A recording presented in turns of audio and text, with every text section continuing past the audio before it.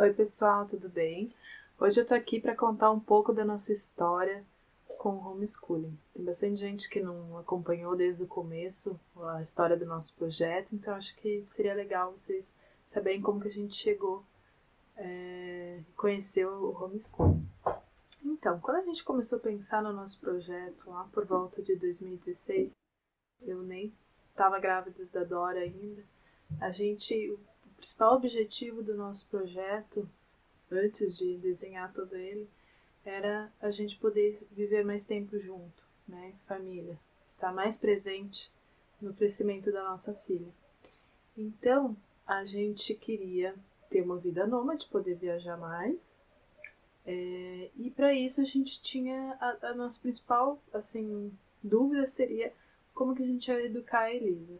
Para mim, que sempre trabalhei em escola, professora, eu tive um preconceito muito grande e com relação a isso, né, eu achava que isso era anular o trabalho do professor.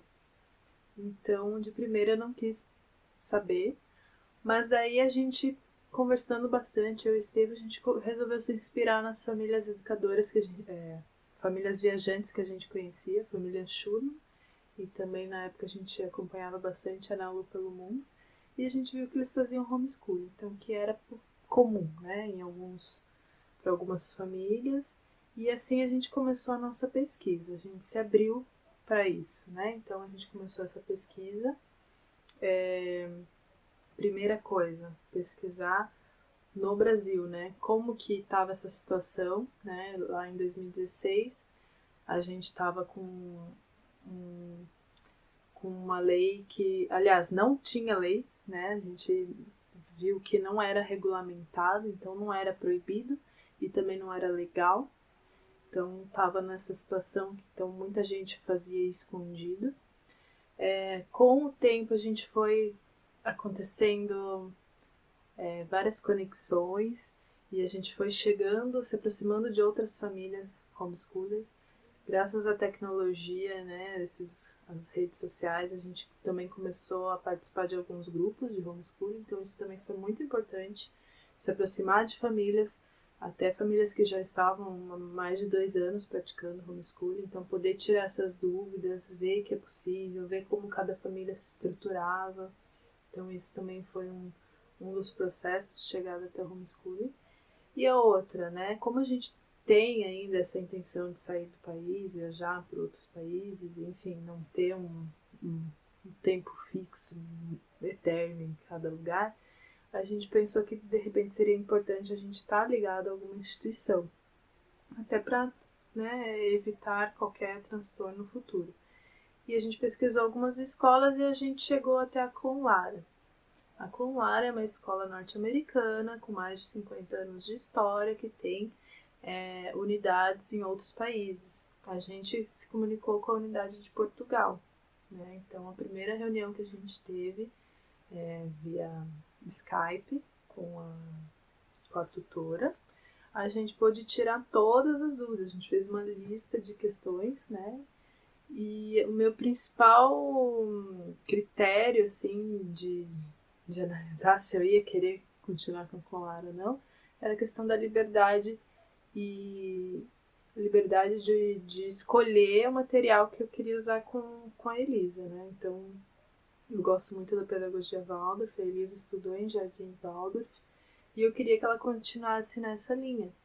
Eu não queria que fosse imposto por nenhuma escola um material a ser né, um currículo a ser seguido, nem que ela tivesse provas, né, que fosse uma vida estressante o homeschooling, né, e então isso de primeira foi uma coisa que me encantou na Conlara, essa liberdade para cada família poder ver o que se adapta melhor, poder escolher a metodologia, poder escolher o material que quiser.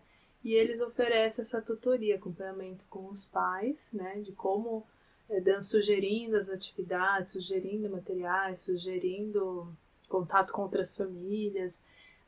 A gente faz avaliação mensal, né, do percurso que foi levado com a criança.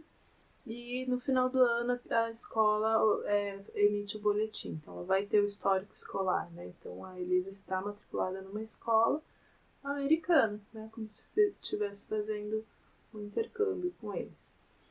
Então isso foi muito bacana, que eu vi que me deixou mais segura com relação ao homeschooling, né?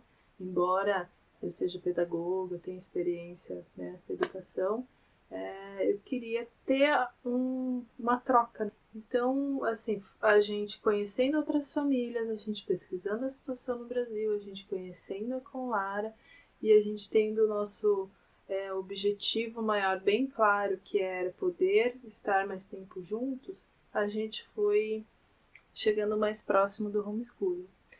E daí aconteceu que eu estava grávida da Dora, na época eu trabalhava em escola, e eu não queria que, depois que ela nascesse, colocar ela num berçário, né? Com a Elisa eu não fiz isso, eu também parei um ano, fiquei com ela no primeiro ano.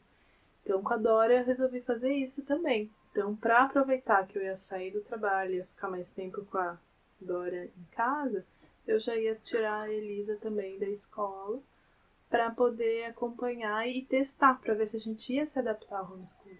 E eu acho que foi a melhor escolha que a gente teve, né? Que deu pra gente conhecer bem, testar algumas formas, né, de se estudar, de rotinas e ver o que dá certo e o que não dá, né? Então isso também eu quero poder compartilhar com vocês mais pra frente, como os tipos de homeschooling que a gente conheceu e o que a gente se identifica mais, né? Então, por hora, eu queria colocar aqui, né, isso, como que a gente chegou até o homeschooling, que foi uma escolha nossa, é muito diferente do que está acontecendo hoje em dia, né, uma situação, assim, surreal de pandemia, que as famílias estão sendo obrigadas a ter que ficar em casa e ter que dar conta de todo o trabalho que era fora, trazer para dentro e ter que ficar com as crianças e ainda a escola direcionando um monte de atividade. Então é bem diferente do que a gente vive e o que a gente quis viver com as nossas filhas. Então por hora é isso e depois eu conto mais sobre a nossa vida com homeschooling.